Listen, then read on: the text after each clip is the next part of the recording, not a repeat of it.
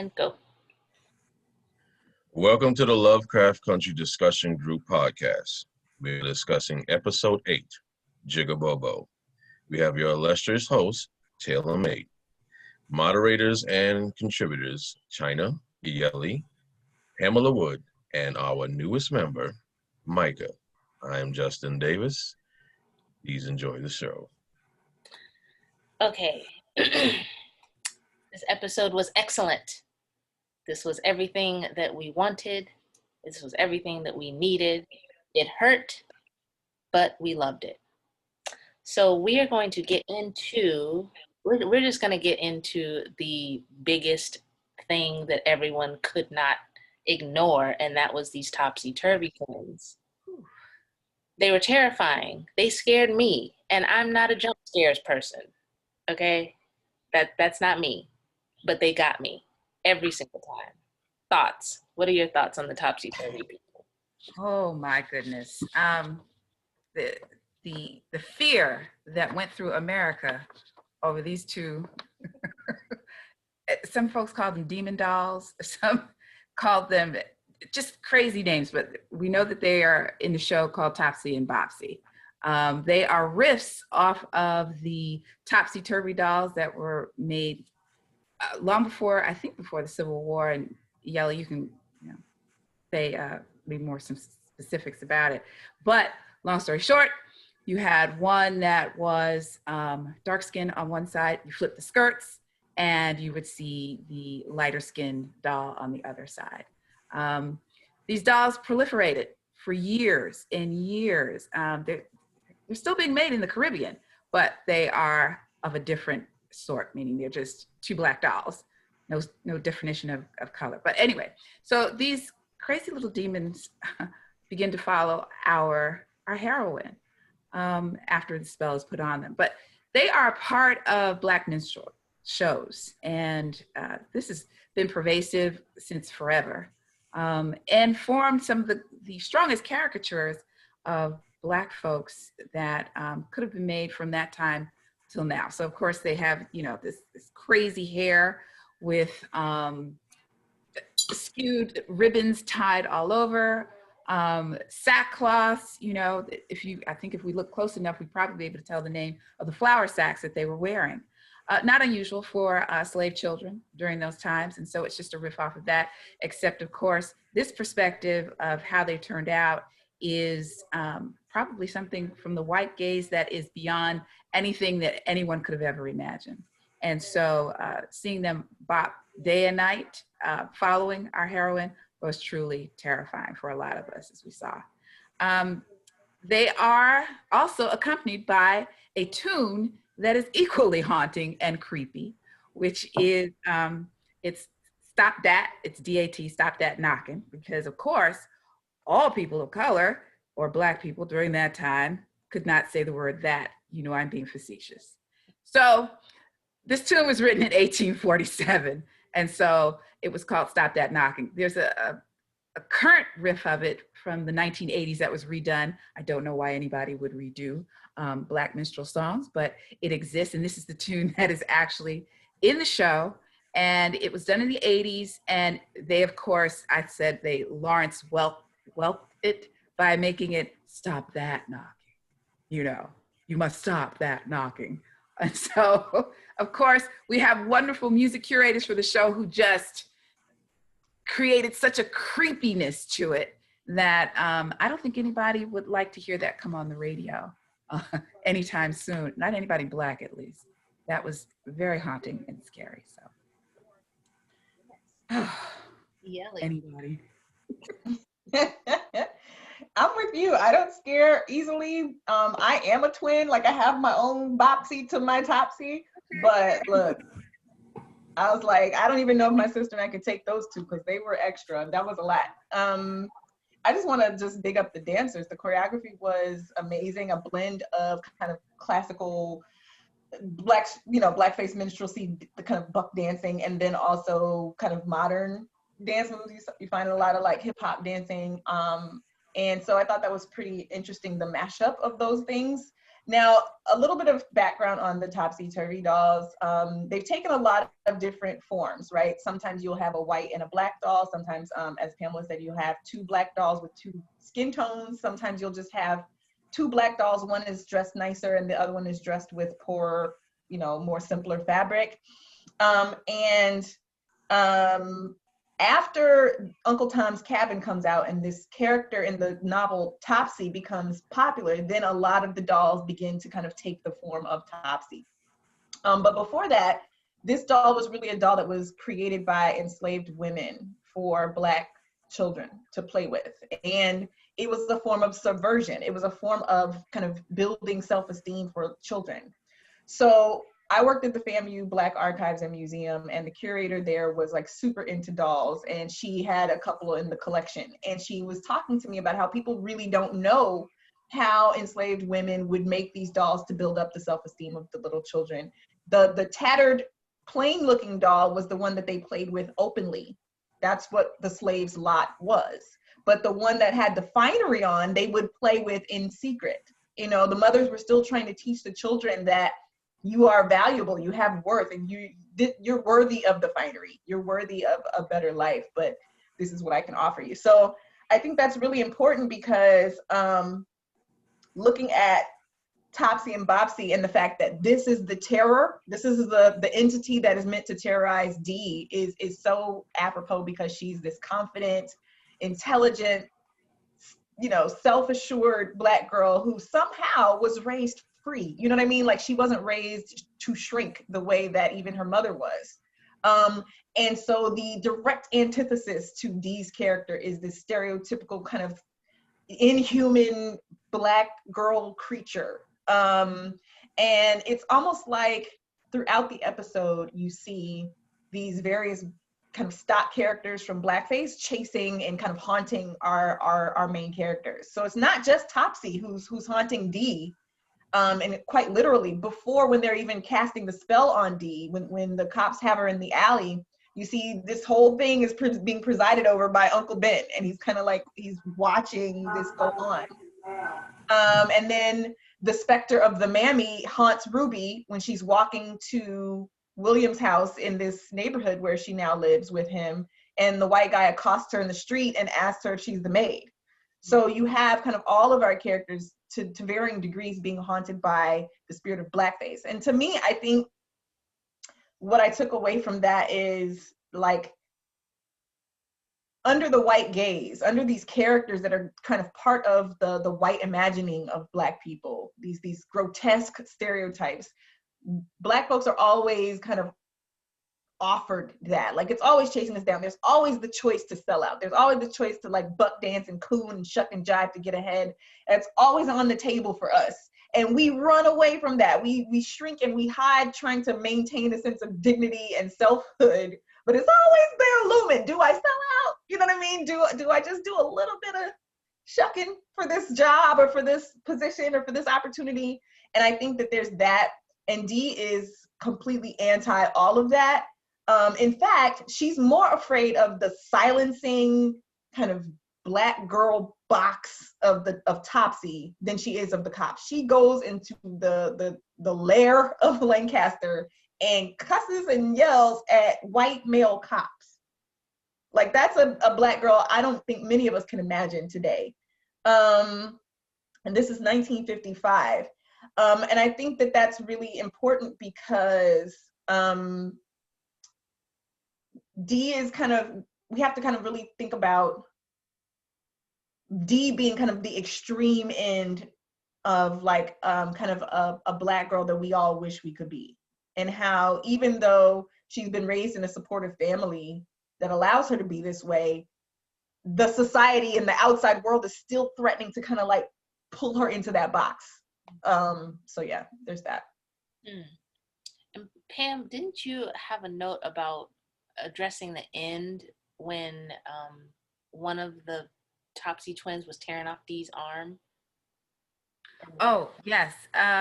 So people questioned why, well, some people thought both of the twins were attacking her. The reality is only the first one who got there, which would happen to be the lighter skinned one, started actually attacking her. And you see the dark-skinned one kind of get very sad, and she kind of squats down. She's angry because she didn't get there first.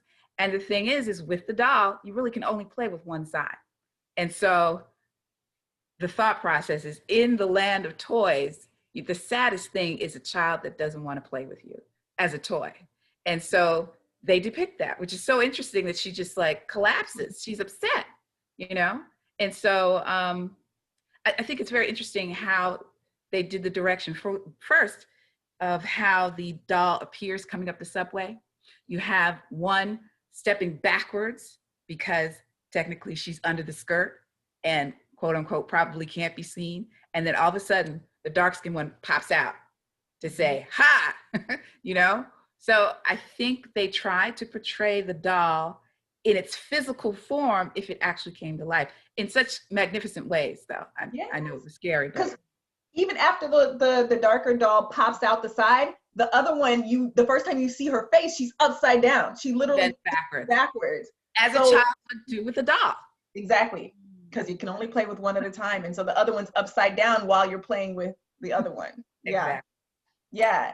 And I think all of their dance movements were really like about these weird inverted angles that I thought were really creepy, one, but also just brilliant. And I wanted to mention the fact that I think of these dolls as interrupters. Like, or do we think of it as one doll? I don't know, but the doll is an interrupter, because we keep having this conversation about who are you uninterrupted. Yeah. Dee is already uninterrupted, right? And I feel like this doll and these blackface characters are interrupters. Like at every turn, they're popping up, kind of thwarting her plans to find safeness and safe space for herself to just feel her feelings. So. And there was also the idea that the little girls that Dee threw rocks with represented these topsy-turvy twins. And in that scene, when Dee's throwing the rocks, we still have that one's facing her, one has their back to her. True. Maybe the haunting started even before the spell was cast. Continuity. Yeah. I also noticed one of the girls that Dee throws rocks at turns around and waves. And then when we first see Topsy and Bobsy, one peeks around and waves too. So it's definitely that kind of dual thing going on. Yeah, I think there's something there. So continuing. Go ahead, Justin. Yeah, I was going to say the girls that were playing jump rope, that was a nod to the Freddy Krueger movies, because they always started with that part where you would see the girls playing jump rope in slow motion in the Freddy Krueger movies, doing the nursery rhyme, 1, 2, Freddy's coming for you. I know the whole thing by heart for some strange reason. Oh. I do too. That's crazy. Yeah, and I think you're right. Yeah. I would creep out my son with it. White Girls Jumping Rope is like a portal to like all of the calamity and terror that will come after. Well, they're on the same street, which is funny. They're on opposite sides of the street, just like, you know, in real life.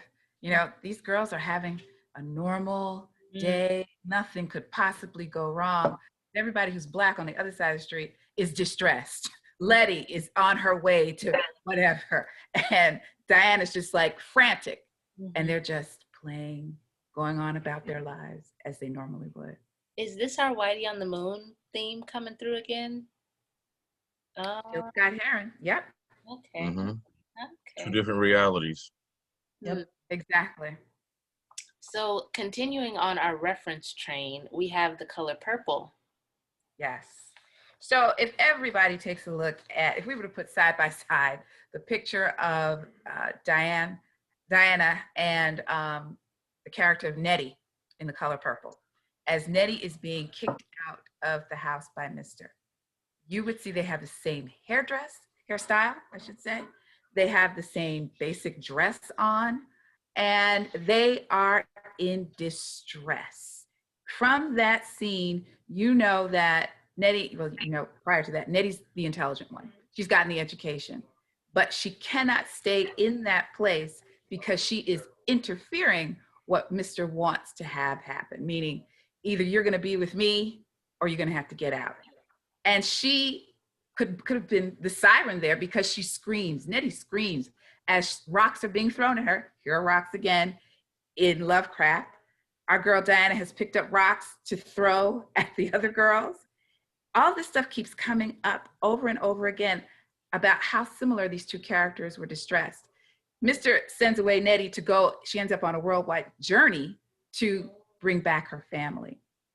And so I thought to myself, is this foreshadowing that our Diana will eventually have an opportunity to travel, to come back and bring her family back together?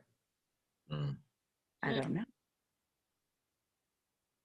She might travel through time. I remember someone having a theory that she is the woman with the robotic arm in the future that Tick runs into with the hood on and the robotic arm. So like, I mean, as we see at the end of the episode, her arm gets ripped up. So perhaps that's why she has a robotic arm at some point in the future. So maybe she is a traveling woman like Nettie. Perhaps so. So we have Nettie, and then we have all the uncles. Oh, yes. All the uncles from Ben to Tom. We've got Uncle Ben, Uncle Tom. We've got Rastus, who is on the box of cream of wheat. All three characters have been portrayed as, what do we want to say, Cooney? Although there's a bit of a difference with Uncle Tom. People feel that another way about Uncle Tomming, but the reality is that these three have been portrayed as, you know, not the best stereotypes for Black men. And in contrast, you have Uncle Daddy, right? And you have Uncle George.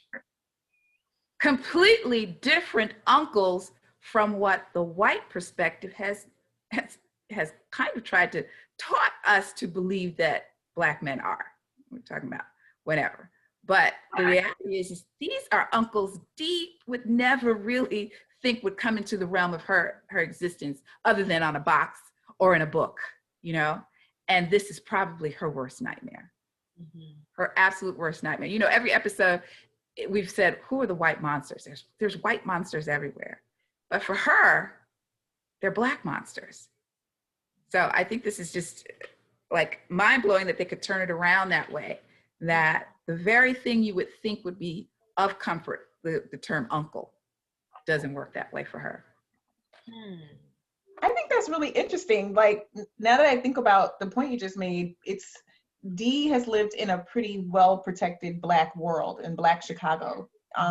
Segregation is not always a bad thing. Like, she found safety there. She had two parents, a loving household, you know, she could draw and think and imagine.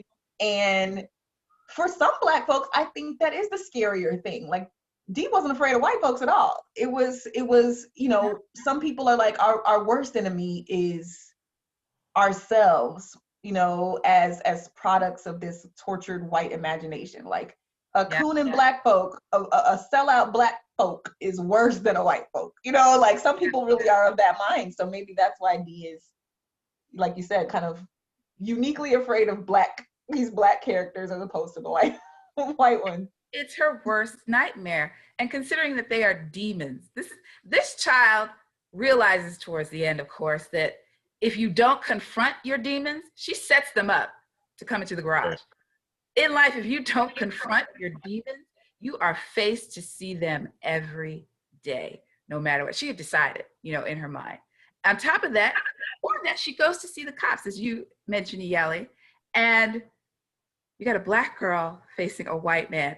But guess what? The white man understood that she had enough bravado. He didn't talk to her like, you know, I'm gonna kill you now, you know? He really had a conversation with someone he felt was on his level. And if you've ever been a Black woman in a white corporate world, it's usually the white male and the Black woman who seem to keep rising up.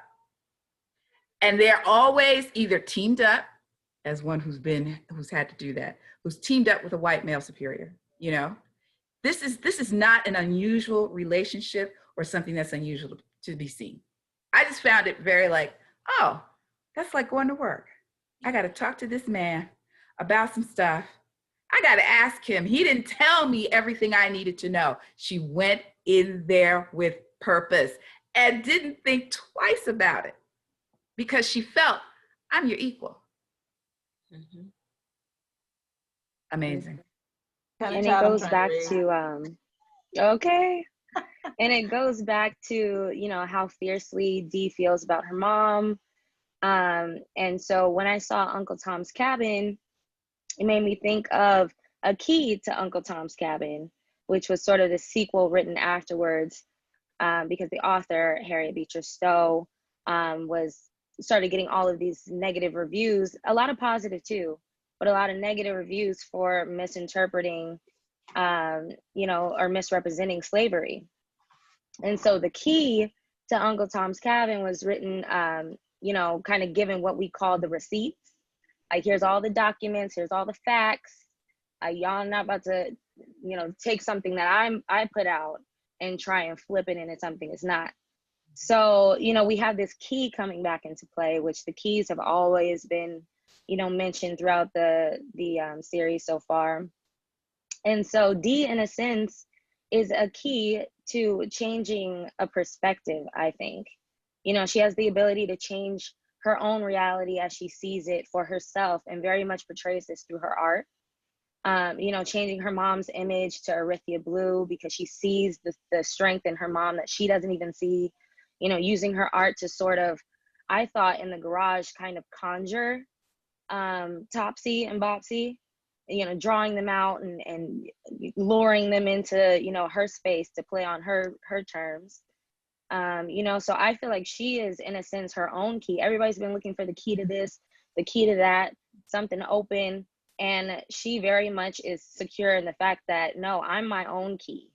Like, I'm taking things into my own hands to free myself. And I very much rather do that than to have this white man have, you know, something over me, some type of power over me, and find him this orrery that I'm not even in this in any type of way. I don't know what you're talking about, why you need it. And so I love that that's the decision she makes. She's like, you know what? Forget you and your orrery and this stinky ass office. Okay? I'm going to go fight whatever you put on me and free myself. Like, forget that. So it's very much in her character to do so. And I just love it. Montrose kind of threw me off because he don't know how to fight his own demons. So that just threw a wrench in that whole thing. But I'm very interested to see, you know, what's going to happen with that and how that's going to play out. Yes. Yes. Yes. And she set the tone for that, letting Montrose know what he wasn't going to do. Because after she said, "Where's my mother?" and she said, "I'm tired of y'all lying to me," I knew then. You know how you have a moment in each one of these episodes where you just know? That's when I knew about it. And it goes back to, you know, this question of, I've seen it post in the group, is Dee clairvoyant? How does she know certain things? Or she just has a feeling. And a lot of us, you know, have that intuition and we don't always follow it. We have that gut feeling. Pam can speak to this with all knowing, because your intuition is just there naturally. But, you know, like, where does she even know where Lancaster is? That's a secret room inside of a lodge, you know? So it's just certain things pop up when she tells her mom, I don't think we're supposed to be here. Like, we doing something crazy, you know? So I don't know. Well, I hope that they expand on, you know, Dee. They have to touch on it again because Dee deserves it. Dee does deserve it.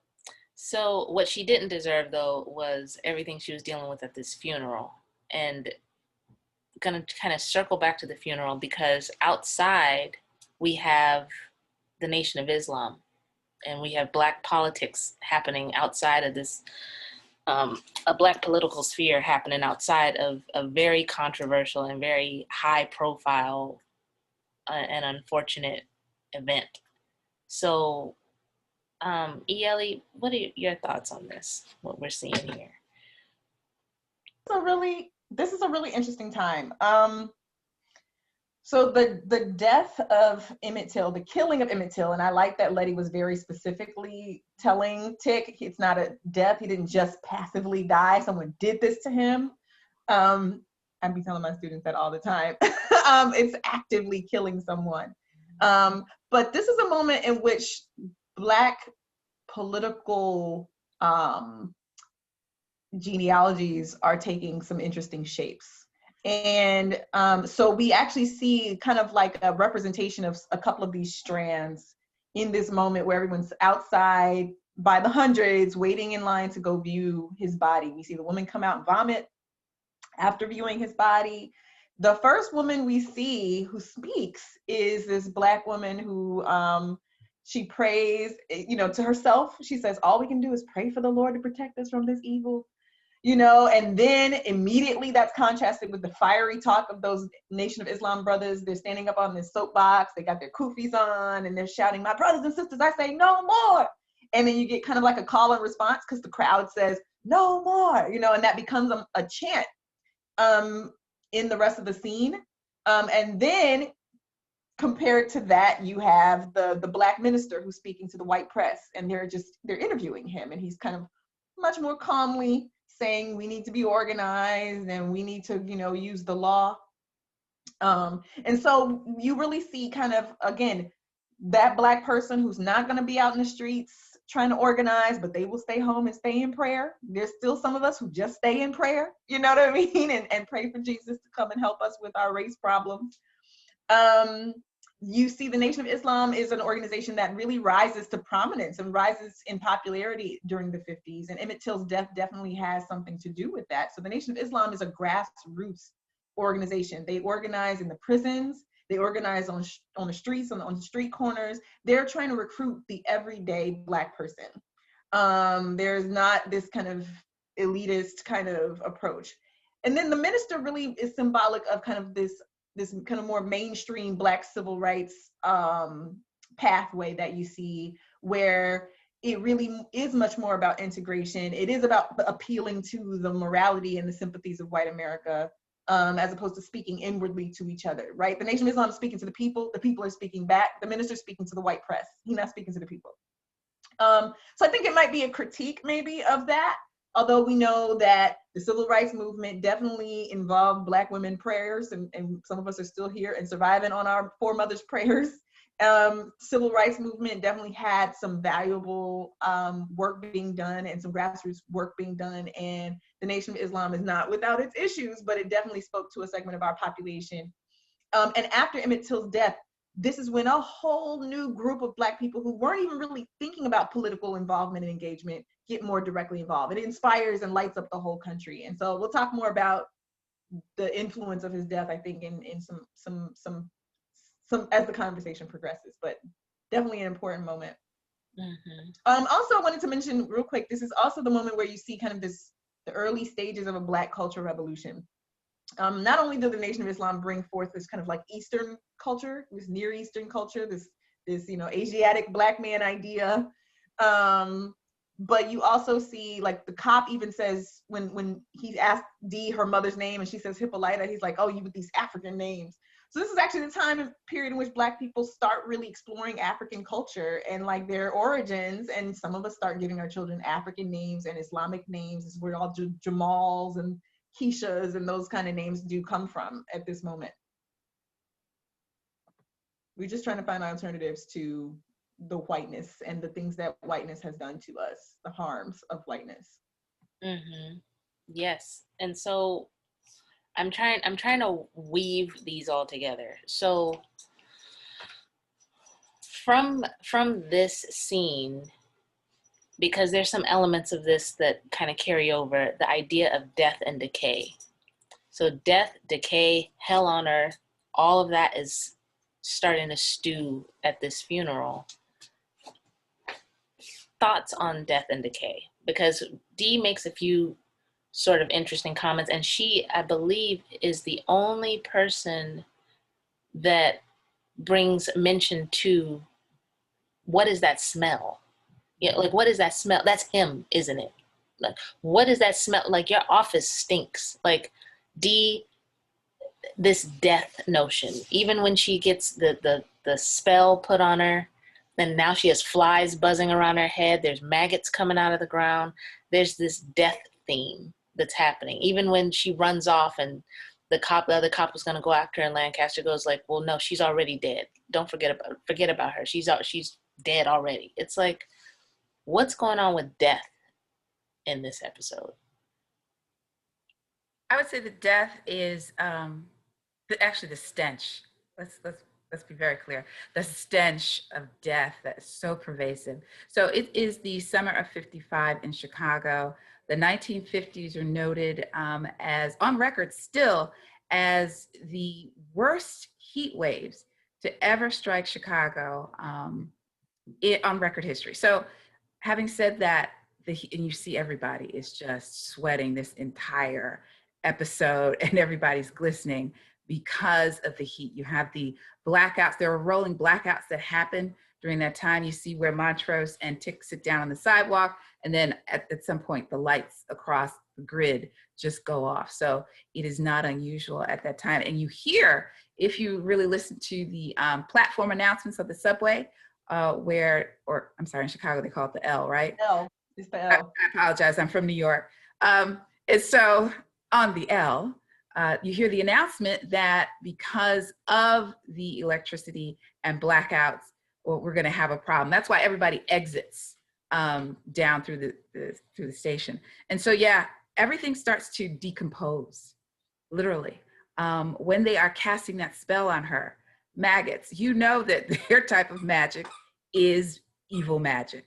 If maggots have to come out in order to, make something happen for you, obviously that's not good.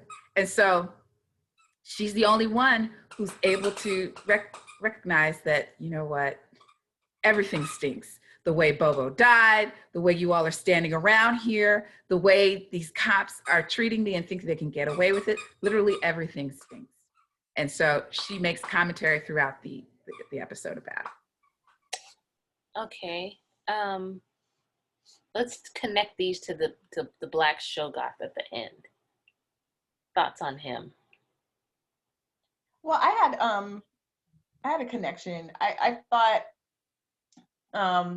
throughout the episode you have this idea of like things being unearthed, almost as though the whole city, like you said, like death was like this pervasive thing. Death and rot and decay was like this pervasive thing. And so like things like the Shoggoth, actually literally this black monstrous creature rises up out of the earth like an unburied thing, right? And I think there are so many other examples of that, but in my head, I'm thinking about the ways in which Black folks have historically thought about the lynching of Emmett Till as like this moment that we all died, like one of our children was killed. And so the city of Chicago dies a little bit, right? Particularly Black Chicago dies a little bit. So in addition to, the heat wave that Pamela just talked about, which sweeps the city and causes all the dead, rotting things to smell even worse than they did before, you have this whole landscape of death and darkness. And I even thought like maybe it's hell, like maybe Chicago is now hell. Like you have the rising up of the dead, the invoking of the dead, even Topsy and Bopsy come up onto the L platform from like someplace below. Like you don't even, it's the street, but it's like they still kind of are emerging from the darkness, below, just like the Shoggoth does. You have the reenactments of the killings of Black men. Like you have Dee who reenacts with the cops. They force her to this position of Eric Garner, and he's in the chokehold saying, "I can't breathe."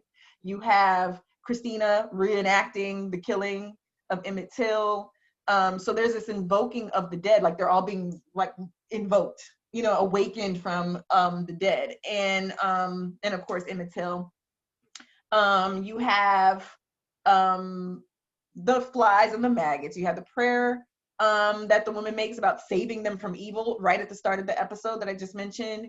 You have the darkness that comes from the power outage. So the trains don't work, but also like the power is off through a major like section of the city. And I haven't looked into this, but it's probably the Black section of Chicago that's in this outage, right?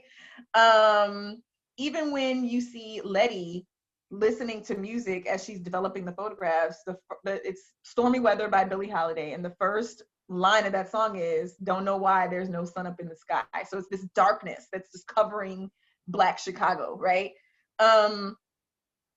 Also, there's candles. So everybody's got to have candles because, you know, if you grew up like me and you had power outages for various reasons, you had to use candles to see around. So there's candles in the church, like a lot of candles in the church when Letty's praying in the church. There are candles in Montrose's house when he and Tick are going to do the ritual. But even before the ritual candles, they got like can't see because the power's out candles, right? In the church, side note, I wondered if, as Letty sat there praying in the church with all those candles, like I saw a connection to the Camille and her candles in her boudoir. Like if those candles in the Kumiho's bedroom represented the souls of the men she killed, what if all those candles in the Black church that Letty's praying in represent the souls of the Black people who have been killed through, you know, racial terror and violence?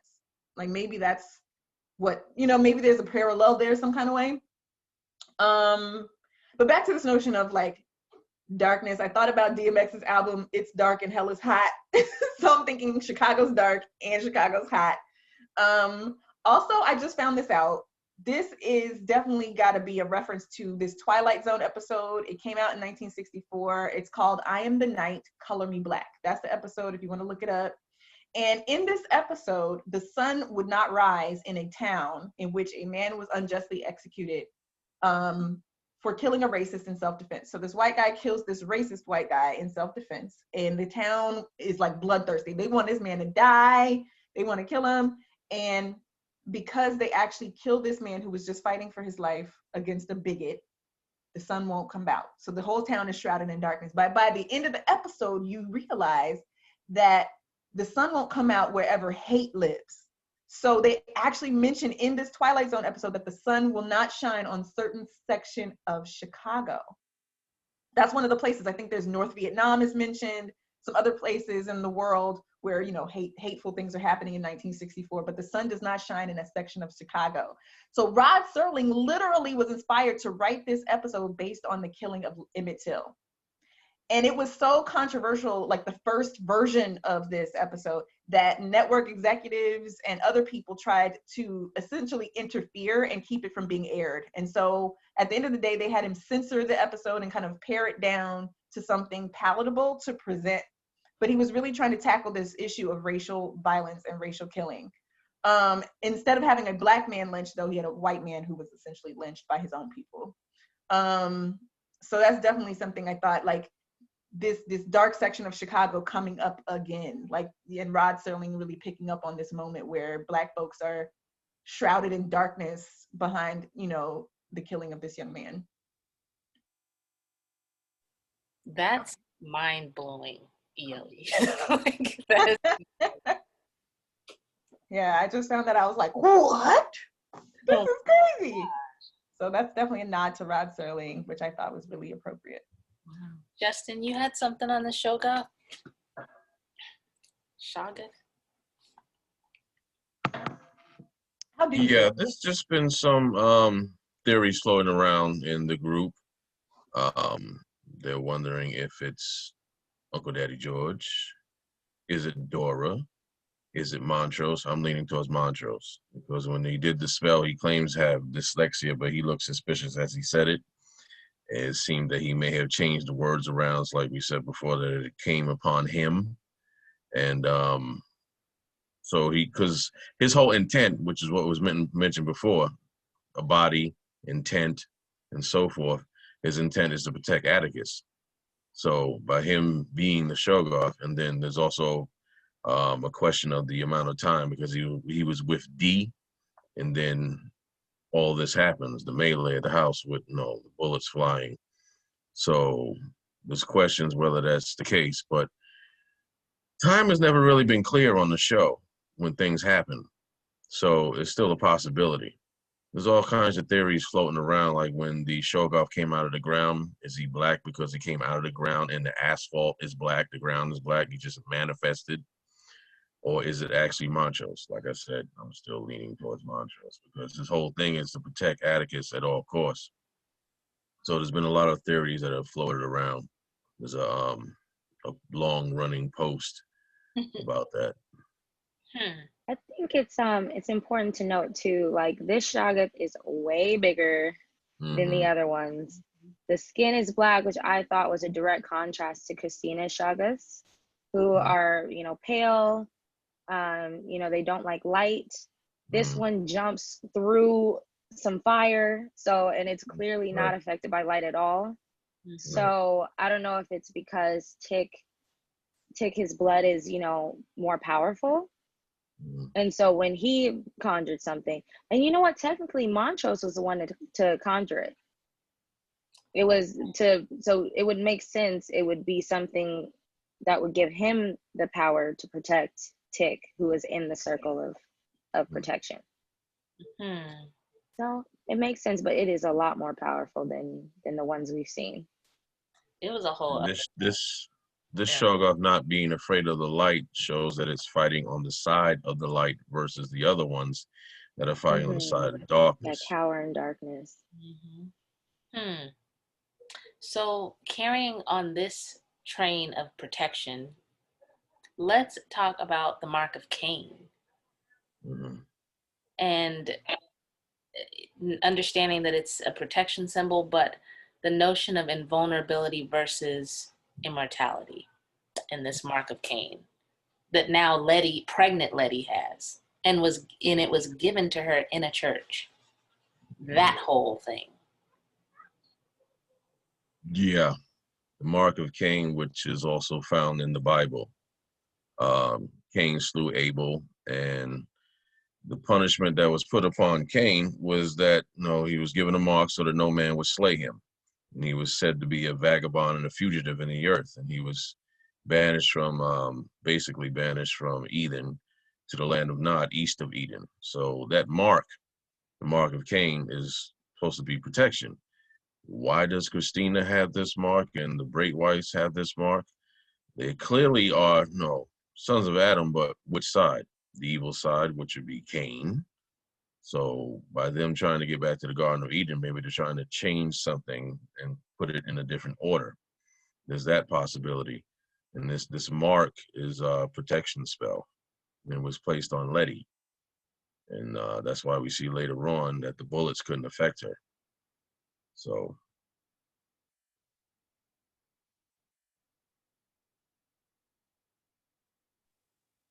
Volume. Tay, you're muted. Sorry, I'm always just talking. Let's discuss this idea.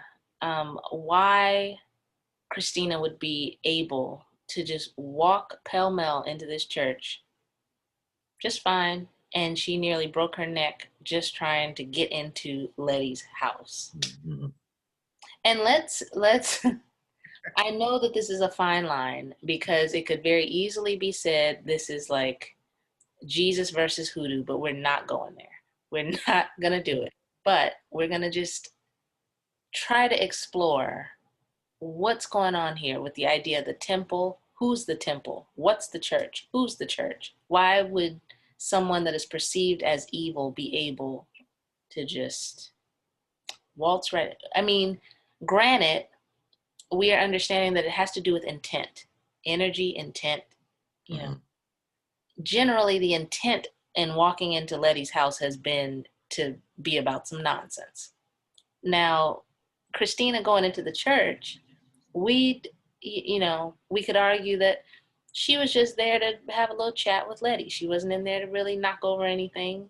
But we understand that Christina is not, you know what I mean? Like, she might not be who we think she is. What do we think about the fact that Christina was able to just walk into the church? Well, let me say this. The church is a building. And yes, it should be kept sacred, like when Christ cast the people out of the temple who were not respecting its standing. But it's just a building. And does the people have to be in the right order with God? Okay, the building is just symbolic, where people gather. The temple is you. Know ye not that ye are the temple of God. So she could walk into the building, but can she just approach any person? She tried to get to Letty. Letty had protection as well. So each individual has their own protection. I mean, the more darkness you have in you, the more evil you do, the more vulnerable you are to these dark forces. But the more light you have in you, the more you'll be protected. So that's just the building. So people who are stressing over how she was able to walk into the building and so forth, no, it's the individuals that you encounter. It's not the building. Hmm. And don't we always say the doors of the church are now open? Mm-hmm. So the church is supposed to be open and inviting. Mm-hmm. So I absolutely believe what you're saying about it's just a building, but it also invites you in. And what you do with it with your time there is the makings of either good or bad. So Right. Even a person like Christina can repent. Yeah, hoodoo definitely does exactly. not work like that. Maybe Christina could go in there and repent. I guess that's a part of the Christian belief that people can be redeemed. Right. All sin can be forgiven except blasphemy against the Holy Spirit. Right. And it's debatable what the blasphemy against the Holy Spirit is. Yeah. No, you know the truth and then you speak against it. So What do they Well, say? The it biggest seems sinners are down in front. Wasn't she walking down front? It was up there. It was definitely up there. Pretty close. Mm-hmm. Yes, she was. it almost seems like spirituality and religion we know they're two different things. So if you remove the religion aspect from it, we're all dealing with some sort of spirituality on a certain level, some sort of magic. And so Letty's house being protected by a body, the goat, the energy of its blood, and the intention in the incantation that is spoken, that's all three things to keep the balance of nature and still invoke some sort of protection on the house. So I mean, when you walk into the church, you have to technically have those same three things to make something happen. So that's how I took it, was it's all about the intention. It's about words. We always say words are very powerful. And so I think those three things need to definitely come into play. And Christina keeps giving these clues and these hints without actually saying something. So it's kind of frustrating because all throughout, whether she's Christina or William, has always been giving these hints. Like, even when she says she puts the spell on or the protection of invulnerability on Letty, and she says, I was the first to find out that it can also be used to heal somebody. What does that mean?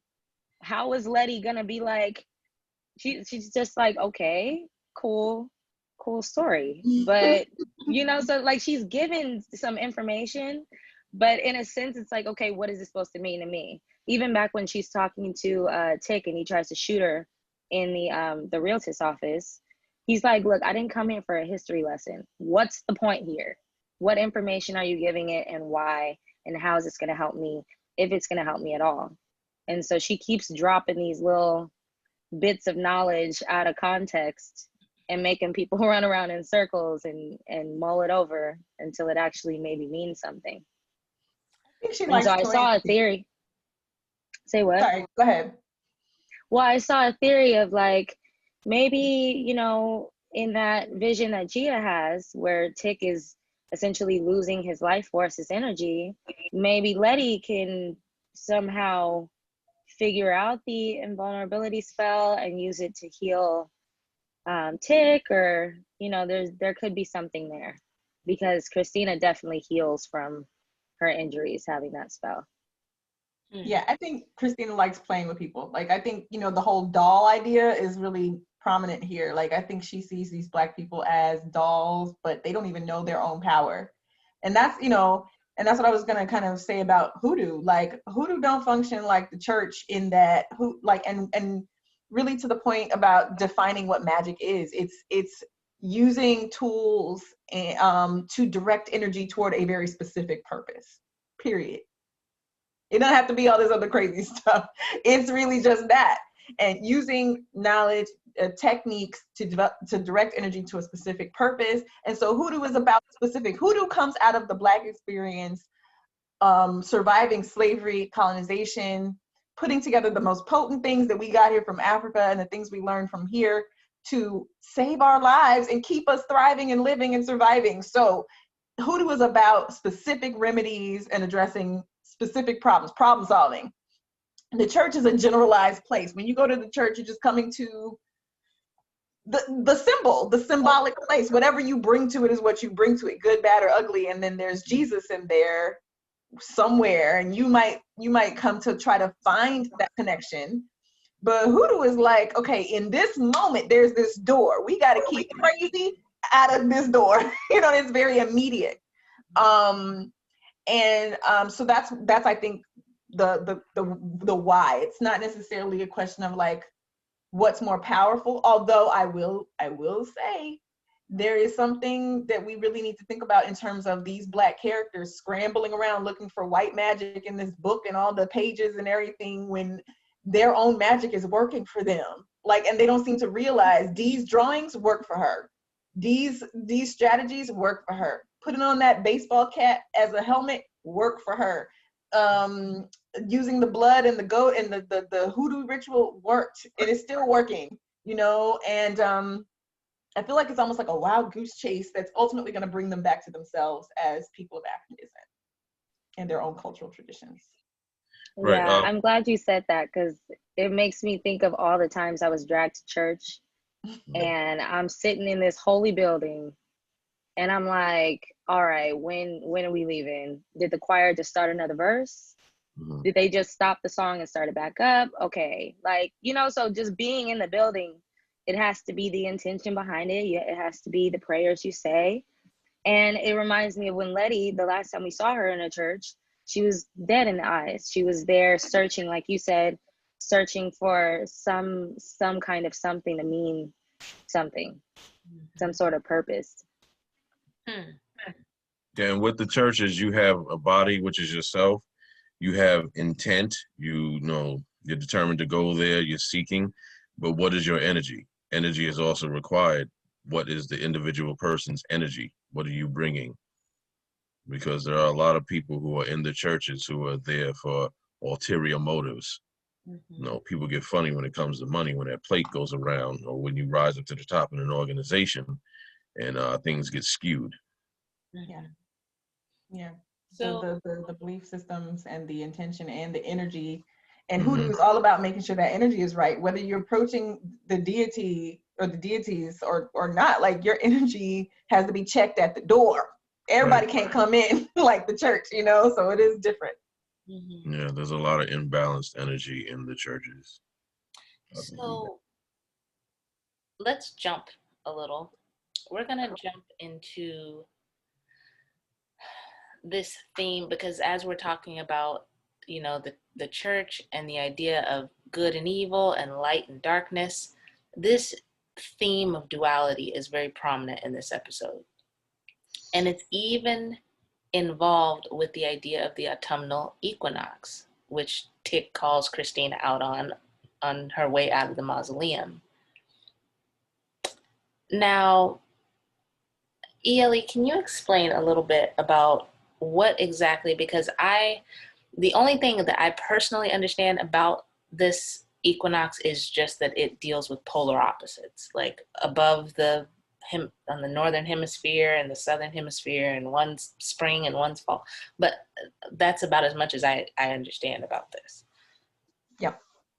So in this particular part of the world, the year is divided into kind of 4 segments related to the kind of movement of the planet around the sun, right? So you've got the solstices, the winter solstice and the summer solstice. The winter solstice is the shortest day, the longest night of the year. The summer solstice is the longest day and the shortest night of the year. And then you have the equinoxes in between. So the fall equinox and the spring equinox are the days in which the night and day are equal in length. So after the fall equinox, what that means is the days start getting shorter and the darkness takes over, right? We're heading into wintertime. So the days get shorter, the nights get longer. So it's a moving toward the darkness of winter.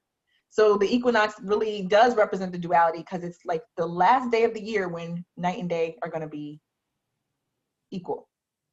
So this is a time of year where people do lots of rituals related to the harvest, related to gratitude and giving thanks for that harvest. They think about transformation, right? We can see the environment changing. We can see the leaves start turning colors, and you know, our bodies start to slow down a little bit, you know, and so all of that really is happening here.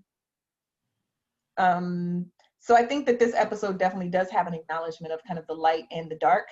Although in some ways I don't see the equinox as the day that things come into balance, which is why it's kind of like a perverted or like a weird look at it. Because on the equinox, when things are balanced, it's just for that day. But like Christina, if she's doing this ritual with Tick on the equinox, it's as if like that ritual really ushers us into the era of darkness, right? Because that's when the days start getting shorter, the nights get longer. So like, is it about Christina's immortality, or does that usher in something even more sinister, is my question.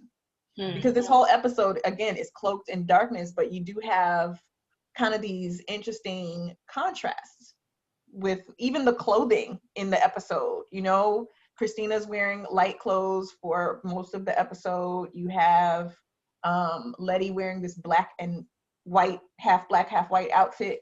You have Dee wearing a frilly white dress at a funeral, in which most people in the Western tradition wear black to a funeral, or dark colors. So I see this as a time in which you have all these rituals going on throughout the episode, but there's something like they're inverted rituals, right? A young girl in a white frilly dress might be celebrating like puberty rites, or, you know, her sweet 16, or, you know, any of these other kind of lighthearted rituals around femininity and girlhood and that transition into womanhood. That makes sense around this time of year. But instead, she's wearing a white dress, a white frilly dress, to a funeral and a ritual around death, which is so not right. And Montrose even mentions that this is a rite of passage for Negroes, child or not. He says that, right? So her fall equinox ritual is not about abundance and the harvest. It's about the cutting down of a child that she was friends with. And I thought this was also kind of like the death of her innocence, you know? So not only did Emmett Till die and was killed, but like, this is the farewell to her childhood, and that's maybe why she's wearing this kind of ritualistic netty dress. So in African tradition, you wear white to all the rituals, you know, in some African traditions, like to funerals, to happy rituals, not so happy, pleasant rituals, because it's a color of reverence, purity. Also, in some circles, white is thought to deflect negative energy, but like, it's not working for her today, right? Because she is tormented by negative energy. She's got her helmet, she's got her stuff, you know, but she's still haunted. I mean, everything is kind of like off kilter. And again, going back to the topsy-turvy dolls, like everything's off kilter, everything's flip-flopping throughout the episode. But back to just the last point about the farewell to innocence ritual. I think there were so many components to this ritual. She was in ritual the whole episode, losing her innocence and being stripped of that. So it begins obviously with the funeral. She even smells the smell, right? The point that Pamela was making. But then you have her she goes to like the Five and Dime or like the ice cream shop, and she sees those two black girls enjoying ice cream while Emmett Till's dead.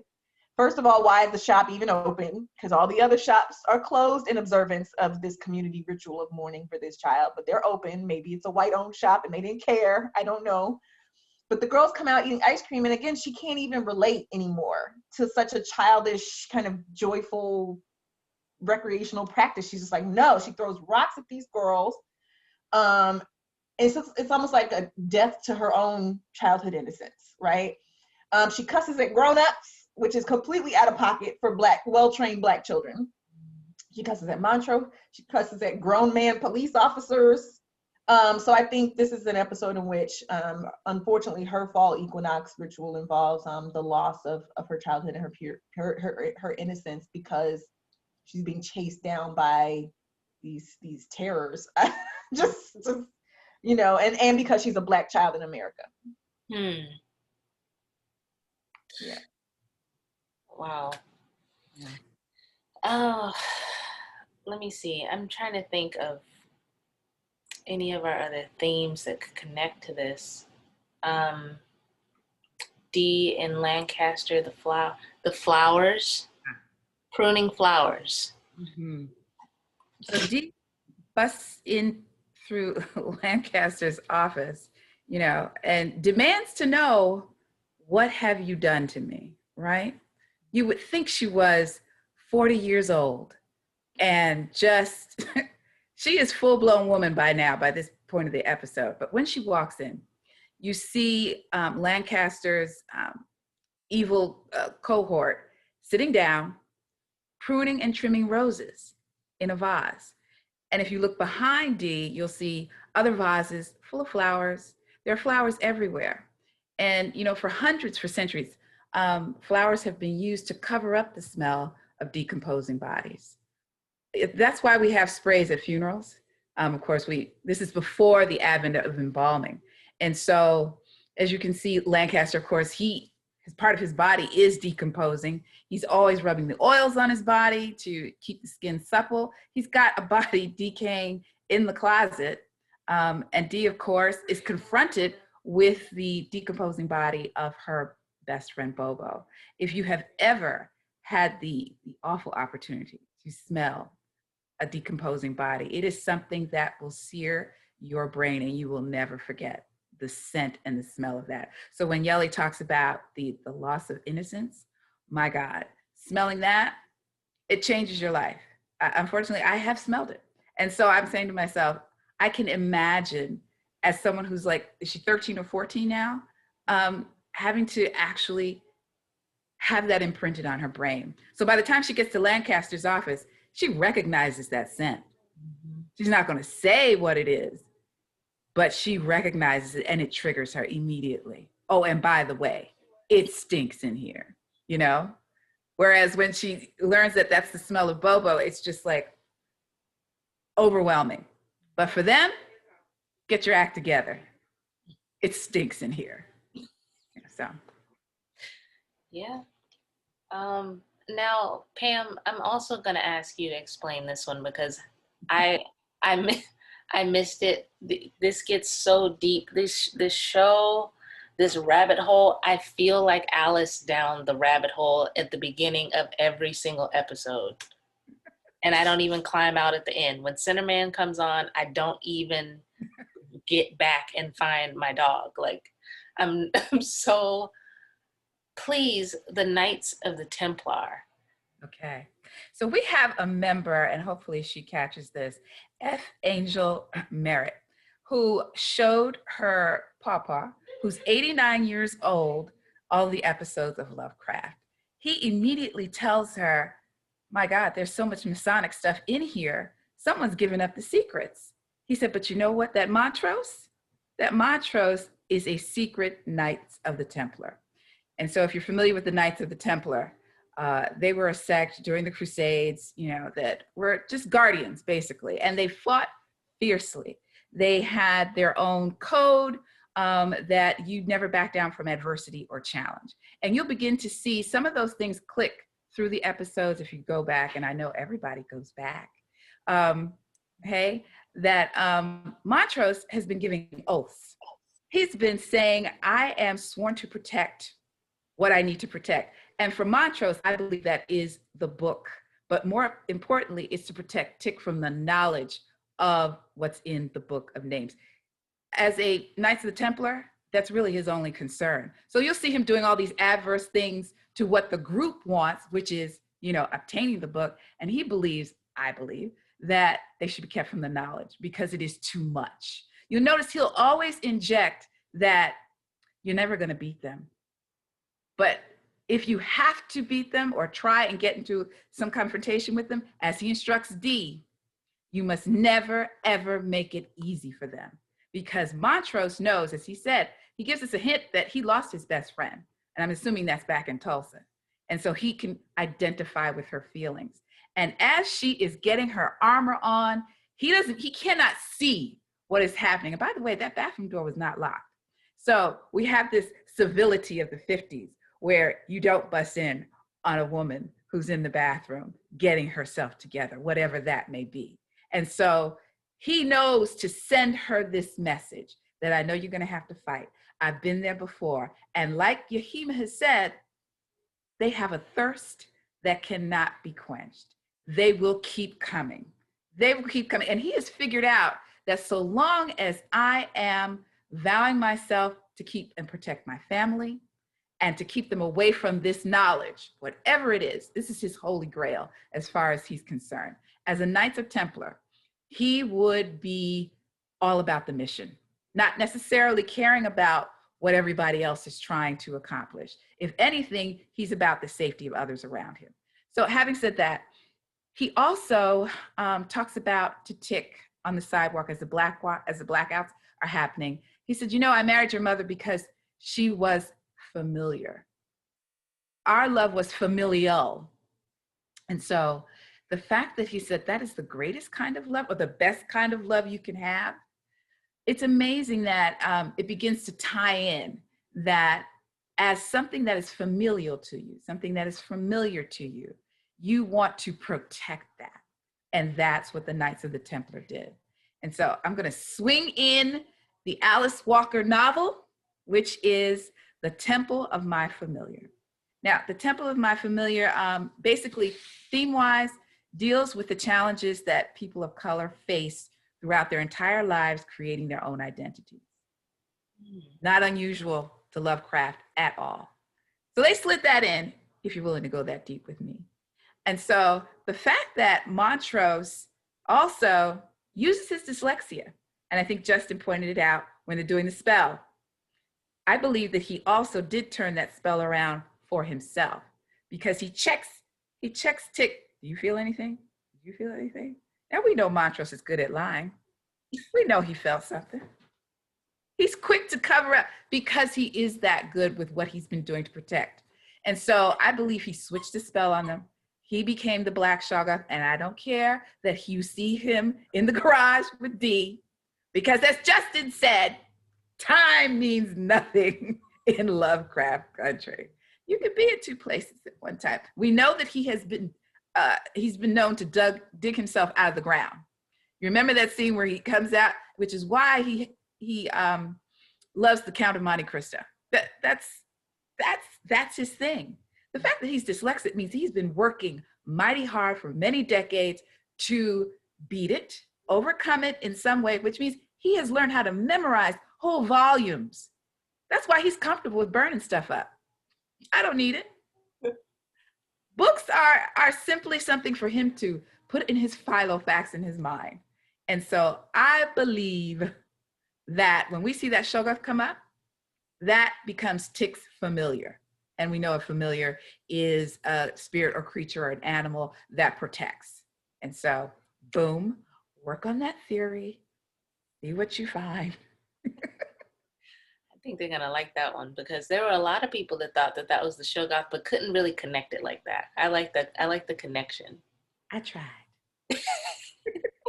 I also noticed how Montrose, he read a certain sentence. We could see he was dyslexic.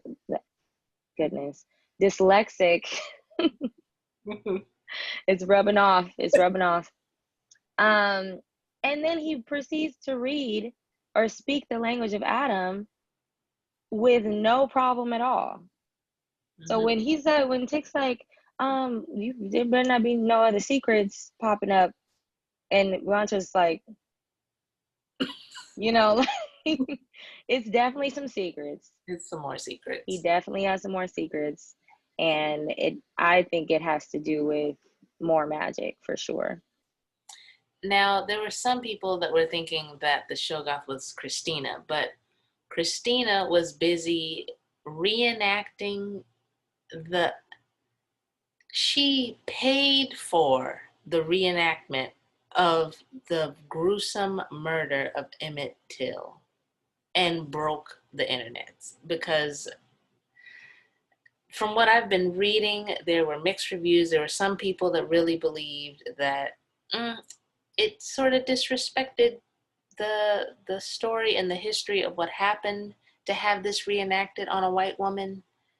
But I kind of saw it the other way, as not really a retribution, because there is no retribution, but the idea of, like this, the rest of this series, flipping the story on its head and having the event carried out on the person that started it, which was a white woman.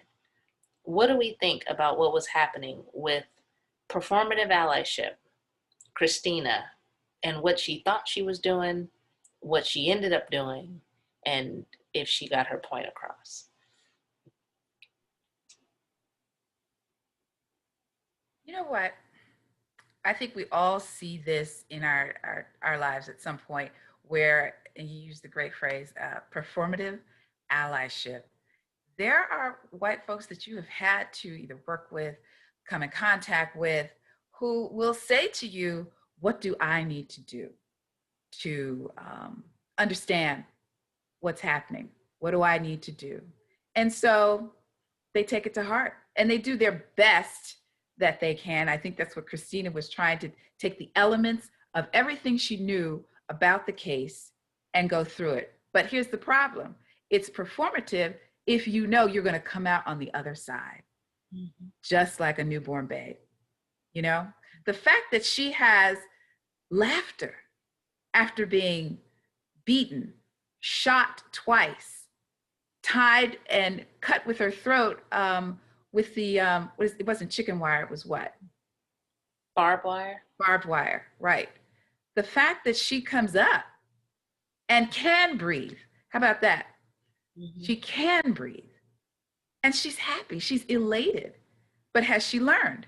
And so this is something that we see all the time, wherein people who are not of this experience of what it is to be in a Black body want to experience it. You can be, you know, everybody wants to be Black, but nobody wants to really be Black, you know?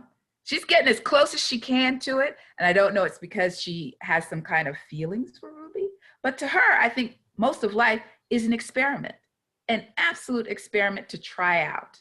And I actually give kudos to Misha and those about using her so that we do not have to experience Emmett going through it. For what it's worth, I don't think she achieved anything other than a statistic of, okay, this is what happens with my body when these horrible things happen to me. And she's on to the next. She'll be on to the next thing because she knows she's got a plan. And she is moving these chess pieces around. This is just another part of the game. And so it's performative allyship. You know, Yelly talked about the pastor talking to a white audience on camera. And if you look to his right, there is a Rebbe or rabbi also there as a part of what I felt was probably a coalition to talk about Emmett's killing. And I thought to myself, is that performative also? It's allyship, but is that performative too? You know? John Henry Clark would call that showbiz politics. Right. And, you know, we're engaged in a lot of that now. Maybe there's a critique there somewhere. Yeah. I agree with you. I would even take that a step further. I feel like Christina doing this reenactment of Emmett Till's lynching is peak white privilege. Because as you were saying, which is such an important point, like, she will never live in a Black body and have a Black experience. She can go through the motions and feel the physical pain, but she will never feel the existential terror of in this encounter may not come back. Right. I may not live out of this. I may die. Like, she knew going in she would not die. And so that is the core part of the experience, the terror, the existential threat to your life that Black people encounter. Many of us feel that every day leaving our homes. In this country and other countries in which we are colonized subjugated people. So, and I think that's, you know, I'm kind of just trying to figure out, outside of just the ultimate white privilege to be able to pay to die, be killed on your own terms, to like experiment, like outside of that, is this about connecting with Ruby and trying to really connect with Ruby's rant and the ideas in that rant with Ruby. I don't know. I don't know what's going to be the outcome of this or what this is going to mean for Christina going forward. I'm less concerned. I'm less concerned with that, but I think there's interesting dynamics at work in their conversation that they had leading up to that. Like, I think once again, Christina has kind of advanced this kind of second wave white feminist, like, gender over race idea to Ruby. Let me just slide this your way one more time and see how you respond to it. Because, like, you know, she's done this a couple of times, right? And the first couple of times Ruby was like, F you, white woman, you will never know how I feel. And then now that they've got this intimate relationship, I feel like Christina kind of just put the feelers out there again. Like, are you open to this idea that it's not really about the race and you really don't care as much as you think you do about being Black, but it's really about being oppressed as a woman and getting what you want as a woman? Maybe that's what it really is, Ruby. And I think Ruby this time is actually entertaining it. I think Ruby, it gives Ruby some pause. You know what I mean? But so yeah, I don't know. I think Christina is still playing with her Black dolls. I don't know. I tend to not trust Christina at all. No matter whose church she walks into and what spells she's out here peddling, I don't trust it. Mm-hmm. So I think we have some other notable points. We still have our siren. We still have D as our siren. And within that, I want to connect the idea of children being ignored and mental health issues and mental health in the Black community. Let's bake that cake. Like, what is going on with D and the adults? And because there were a couple of people in our group that didn't see D as this neglected, vulnerable child that the adults were casting aside. They saw this more as, well, anyway, they didn't see it that way. But along those lines, the notion that she was being tormented, and this is a child that has, in a sense, a mental health thing going on, and people cannot connect to her and they cannot reach her. She's unreachable, even though she's standing right there. What do we think about this notion? I would say that, you know, when we see people that are mentally ill, we tend to pat, push, meaning we pat them on the hand. Oh, I know some things are a little odd, and we nod and wink at other people, you know, they're a little off. I think when Montrose sees D out of sorts, I'm using a nice term, she's losing it, he sees someone who might be having a mental issue. And I think that's what we do all the time. We know as the audience, there's some crazy chicks after this poor little girl. And we can see them, but obviously Montrose can't see them. And he treats it just like that. Hold her tight, keep her down. And the reality is he needs to fight side by side, but he can't fight what he can't see because those are her demons. I said it earlier, Dee made up her mind. I'm gonna fight my demons. Mm-hmm. In mental health, that could be medication. For her, it goes back to baseball. Put on her cap, she laced up those Chuck Taylors, and she made a plan on how to confront her demons. Mm-hmm. Shut all the doors, for one, so that she knows the direction that the demon is going to come in, that the demons are going to come at. Mm-hmm. And like her own prediction, they showed right up. Of course, she drew out what they looked like because she can no longer voice what they look like. She drew them, and someone was adept enough to screenshot that it was a picture of the brown skinned demon who was looking through the woody windows, not the windows of the garage. But confronting your demons and getting everybody else to see your demons and believe in your demons. That's more work than than anybody could ever be challenged with, you know, trying to explain to people that somebody's after me. How often have you heard that? Someone's after me, someone's in my room, someone's been in my car, and we all say, oh, you need a little help, right?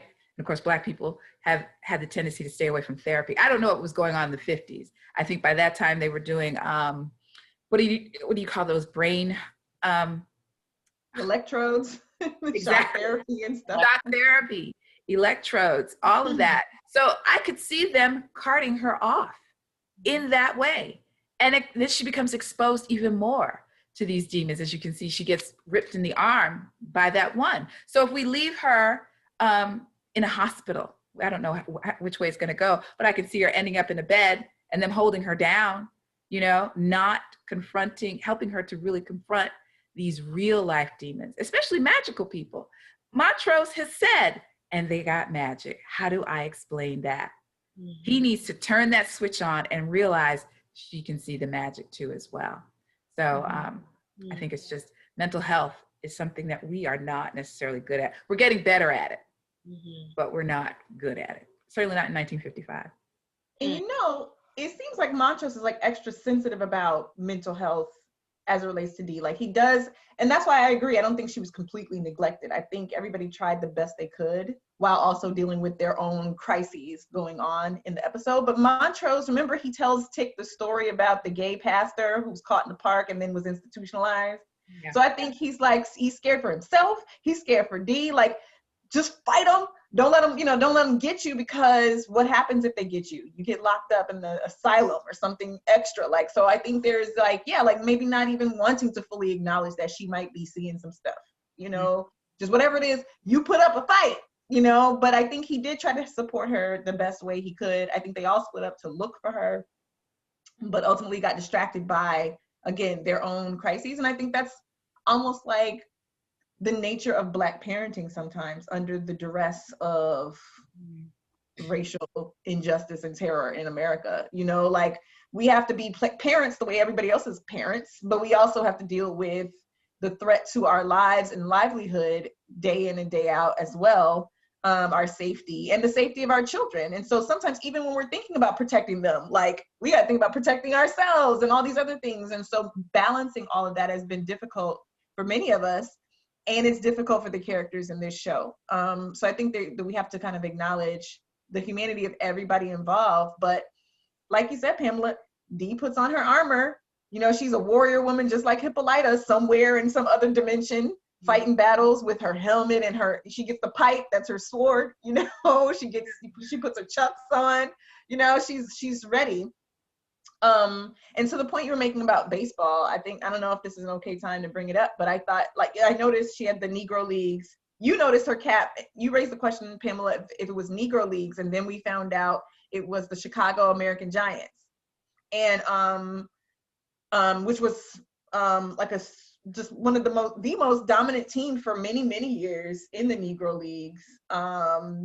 And this is actually like its last stand. Like 1955 is like the last heyday, the last great baseball season of the Chicago American Giants. But she puts that on.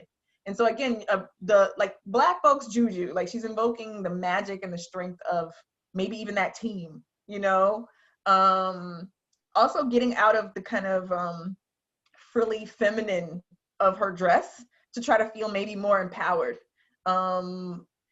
Not to say that there's not power in femininity, but maybe there isn't power in a certain version of it, right? And that was what Hippolyta was bringing to the fore. If you can only see femininity as this fragile, weak, shrinking thing, then you've misunderstood femininity, and femininity is fierce. And so I feel like Dee is mirroring her mother, even at this, and invoking maybe her mother. She says, her name is Hippolyta, it's Greek, you know what I mean? So she's calling her mother's strength to her. Even instead of going into Letty's safe house, which we know is protected, she goes to Woody. Like, that's her mother. She's still seeking out her mother in all of this to like help her through this battle, because she doesn't feel seen or heard, and literally is not heard by all the other adults that are there to protect her. So yeah, she's on the move. She's constantly moving, trying to find a safe place to feel her feelings and do her battle. Mhm. Absolutely. I also think the adults know how adult she is, meaning they know she's autonomous and she walks this neighborhood at will, whenever. And they were like, "Did you check here? Did you check that?" They knew all of her haunts. They knew that D can make it around without any help. You know, I think Ruby as the babysitter is just, you know, I'm here to hang out more so than be your babysitter. You know, some children you don't have to manage. Sometimes they manage you. Because if you listen to the conversation that Letty had with the kids at the game at the coffee table, she's like, she cursed around them like, I could beat you. You know, it was very much, you know what, they're almost peers on some level, which was part of the reason why they were just like, yeah, we'll find her, you know? Yeah, they trust her, and she's usually, and this is why the thing is inverted and things are just off kilter, because Dee, being the responsible young woman that she is, she makes some real serious missteps. One, not going into Letty's house, but even before that, going into the alley when the police are following her. Yeah. What Black girl in 1955 with the police behind you walks into the alley instead of out in the street in the sun where there are other people who can see what's going down? Like, Dee is off. Right, but she's grieving. She's kind of almost just like aimlessly marching through the street, thinking about her friend and looking at the, you know, we're closed for image signs, I guess. So she's not even herself in this moment. So she's not even doing the things and using the mechanisms, you know, the training and the smarts that keep her safe otherwise.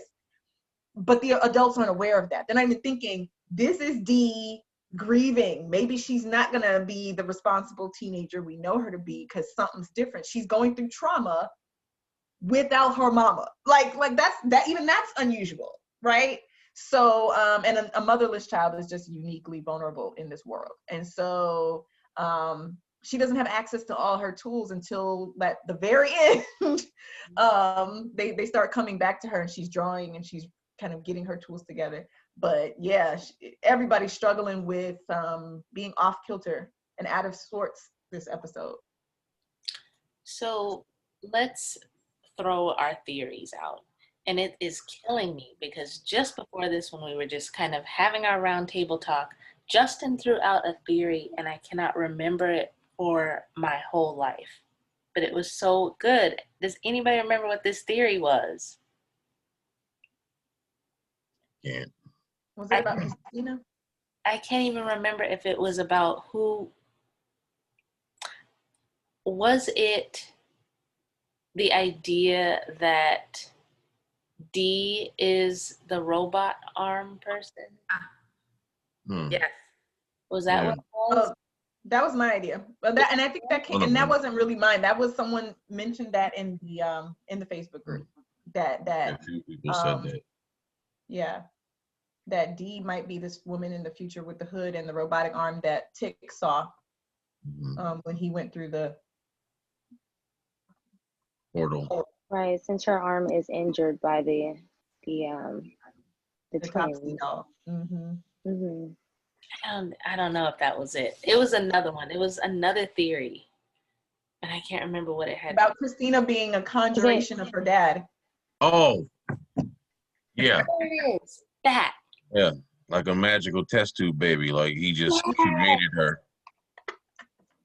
That was it. Yeah. Yes. She has all these new experiences. Why hasn't she experienced these things? You know, being the child of basically a sorcerer, she would be, you know, sheltered and so forth and wouldn't experience certain things, but it's just too many inconsistencies. Why has she not experienced jump rope and all these other different things that are just normal? So how long has she been here?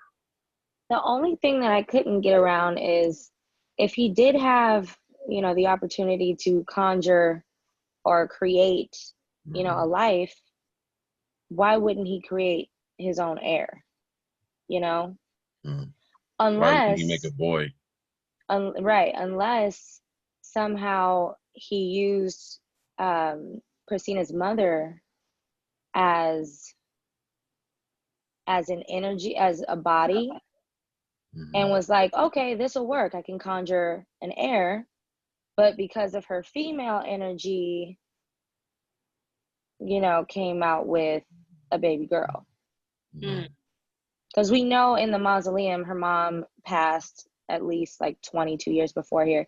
It's possible, you know, that Christina is 22 years old Right. and died somehow.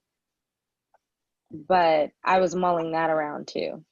Mm. Maybe he got the spell wrong. He, you know, he definitely did that. We definitely saw him get the spell wrong with Tick. So maybe he wanted a son and accidentally created a daughter. Mm.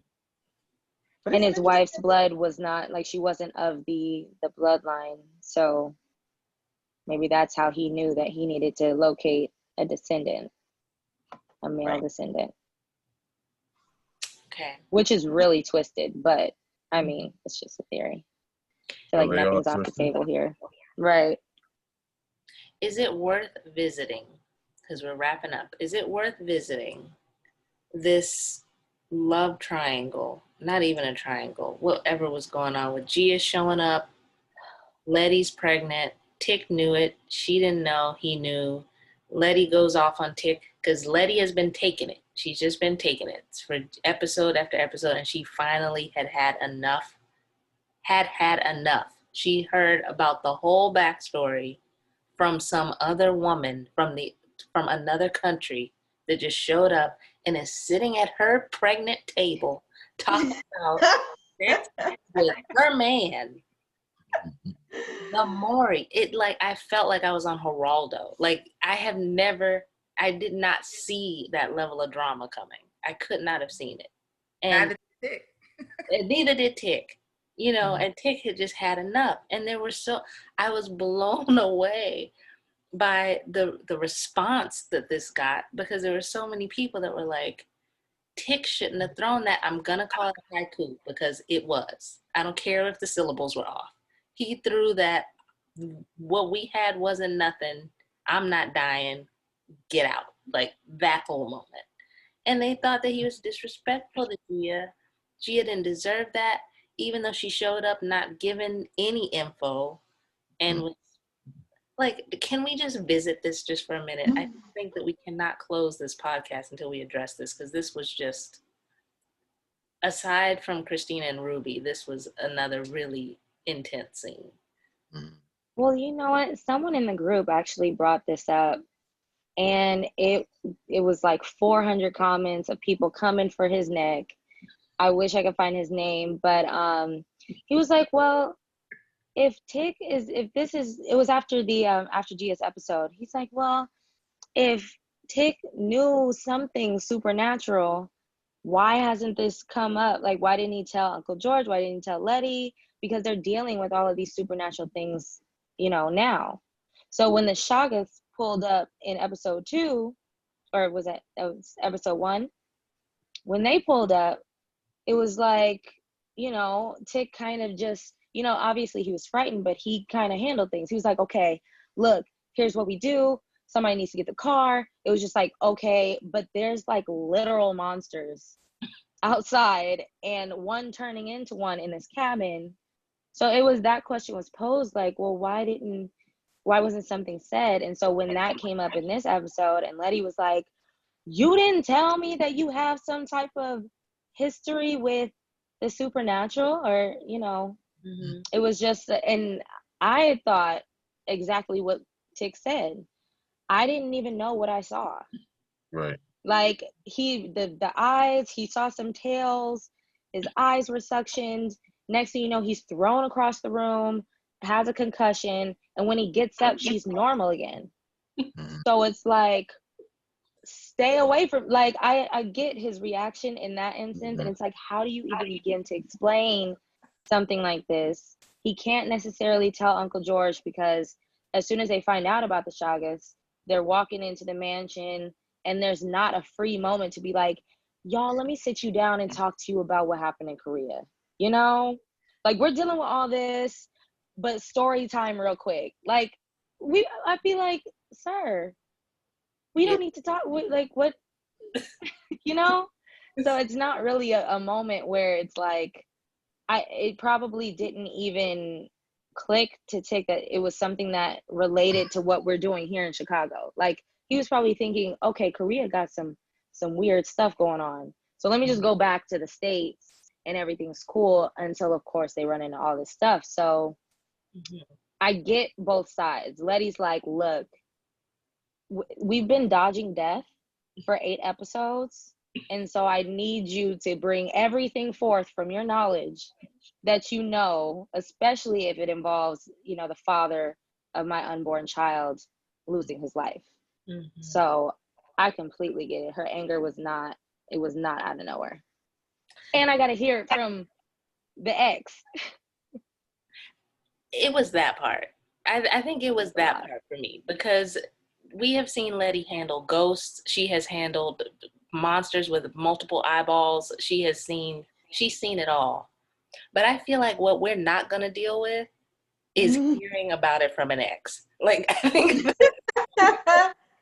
that is where I draw the line. If she has some tails, you need to come to me and talk to me about your ex that had a bunch of tails that threw you across the room, because we can't move forward in honesty and in trust without some pivotal information like that. And now she's sitting in my house. Well, he was trying to assess it himself. He's trying to figure out what he was seeing and what happened, because when it happened, he was like, what just happened? Get away from me. And he ran from it. But he kept calling her to try to unpack it himself. Right. And I'm thinking, if he doesn't even unpack all of the atrocities he's seen in Korea, what makes you think he's going to sit down and talk to somebody about something that they would call you crazy for? Like, this is very much that time that Montrose was saying you could get institutionalized for something as being gay.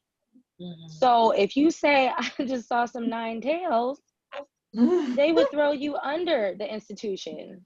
Right. You'd be like, no. Yeah. So I completely get why you didn't say anything. Isn't it another case of not confronting your demons? You let your demons sit.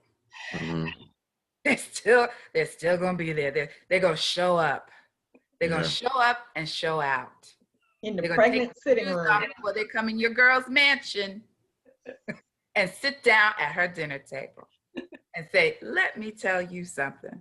If he had confronted, now I'm actually with you, China, on, he probably could never express this, but I'm trying to tie in what happens if you let your demons sit. You know, that elephant in the room in Korea, wherever it is, it will show up and show the out. You know what? It seems like all the characters are like that. Like, they each have their own private experience with magic, and they're not communicating with each other about magic. It has to like come out in these like dramatic moments where they're like, oh, and I knew about magic too. You knew about magic? I knew about magic. You know what I mean? Like, they're all, you know what I mean, in these silos of individual experience of magic. The only person who has actually tried to communicate is the one who can't communicate, which is Dee, about magic. She's ready to tell Letty, look, Letty, she's right in front of you. You know what I mean? But the rest of them are like withholding and protecting. I'm putting that in quotes. World. Right. So it's a problem. Children have no guile. They haven't been destroyed by being put down, not unless you had, one of those suppressed childhoods like Montrose, but children have no guile. They're just gonna be like, here it is. Yeah, I saw this crazy thing. And that's what Diana wants to say. She's ready to let it out. And they knew magically you're gonna have to shut her throat down, Because she's a kid, she'll talk, they're unfiltered. That's why they knew they had to silence her. Yes. A free Black child. Like, you know what I mean? Free as possible. Like, I think that's so important that, our children are sometimes better communicators than we are, more honest and authentic communicators than we are, out of the mouth of babes, right? And I think that's so important to not stifle that, but we do sometimes as parents. We don't give our children the space and the freedom and the trust that we will believe them when they speak. So not just trust and believe Black women, but trust and believe Black children. Right? Because abuse gets covered up when we don't listen to our children and validate what they're telling us. And they believe, you know what I mean? And that innocence must be protected as well. So like, there's all kinds of messaging around that here. Yeah, Ruby and Letty have given the same speech. Tell me every fucking thing. Yep. They have, and it's just like, why do people feel they need to lie to them? because you can't be truthful because you'll be exposed probably, you know, and exposure is probably the worst thing I think that adults fear. They're not operating out of love, they're operating out of fear. And so they get to the boiling point of, yo, tell me every fucking, now we hear this every episode because there's one more lie and another lie and another, and Tick has the nerve to tell Montrose, what else do you have that you, wait, bruh, wait, you're doing the same thing. Hold on, I was raised by you. We do the exact same things we are taught. And I don't think Diana was taught to withhold, or, and it's not in her spirit, I don't think, to hold back. More importantly, it's not in her spirit. So one more little controversial point that came up was the idea of, since we're talking about lies, the lies we tell ourselves. So there were some that did not like Christina for correcting Ruby on what she meant. And then there were some that believed that Ruby wasn't being truthful because on a day such as this, she was a woman that wanted what she wanted. What do we think about that idea? And was this a lie Ruby was telling herself to maintain some sense of control in a really ridiculous and uncontrollable kind of situation?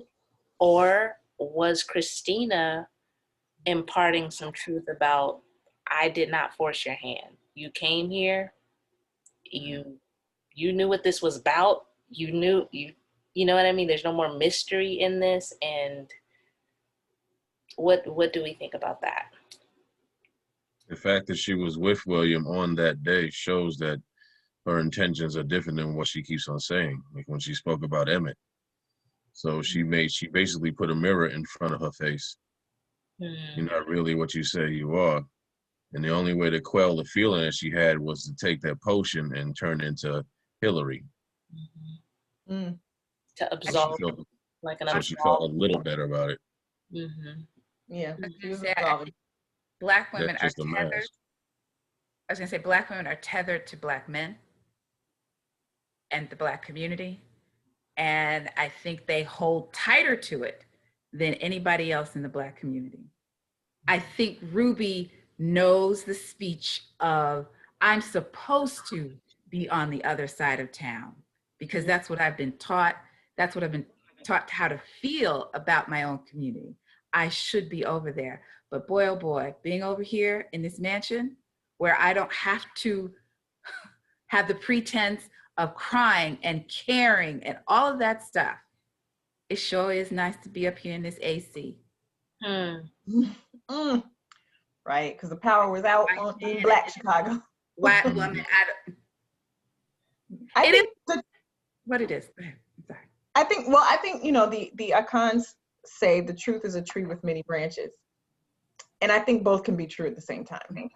You know, I think when she was there in the moment and when she was talking with Letty, talking about the photos, like I think she truly did care about Emmett Till. And I think she's also a woman who wants what she wants, you know what I mean? And I think both are true, which is why she's telling Letty, like, it's okay to like protect yourself. It's okay to like protect your mental health and your emotions and not go there just because everybody expected you, the photographer, to take these pictures, right? She's like, there are expectations of you to care, and like you said, Pamela, such an important point, to be involved and engage in a certain way as a Black woman. But also sometimes we got to protect ourselves from the constant trauma and the constant barrage. Sometimes we can't be on the front lines. Right.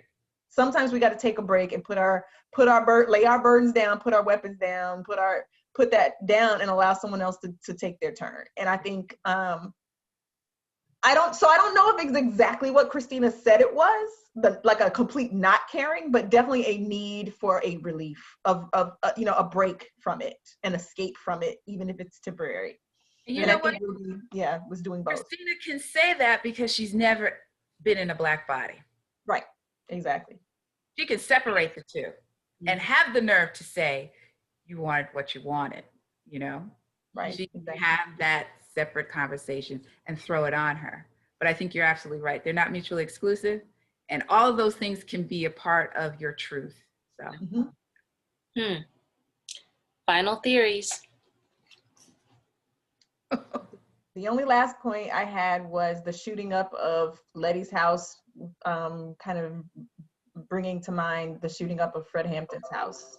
Fred Hampton being the very young Black Panther Party for Self-Defense organizer, also from Chicago, also shot up in his home in Chicago with his pregnant fiance in the room with him. So so thinking about like pregnant Letty and then Tick showing up and the police just like blowing the whole house full of like countless holes. Just, you know, that I thought that that was really important. And only 2 of the cops know about magic. So do these other police even know why they're shooting up this house just because they heard Nation of Islam radicals were in there? And so they're just gonna just indiscriminately shoot the whole house, right? Like just the mindless violence that goes along with kind of policing then and now, where there's just a instantaneous lethal reaction to a Black person, a Black body, a Black space. Shoot first, ask no questions ever. Like, I think that's really important. Like, this is a point I think even Micah made, which is the white cop, Lancaster, doesn't even know what he's sent after D. There's this ignorance, this blindness. He's still perpetrating violence and shooting, you know, curses out at this Black girl, wrapping her up in all kinds of evil. He doesn't even know what it looks like. And that's the nature of white privilege, like the privilege of being oblivious to the specific ways your whiteness does harm to Black people. You don't even know. You just live in white and doing what you think you need to do for yourself, right? To meet your ends and to serve your interests. But like, white people have the privilege of not being fully aware of what racism does to other people. And I think that that ignorance is bliss idea is so true in this last scene. With the shooting up of the house, but even before that, when we're encountering Dee, she's so much more intelligent and knowledgeable than the cops. She knows her mother's name is Greek. They don't know Greek mythology when it's staring them in the face, like they think it's an African name. Like because we have to be knowledgeable about them.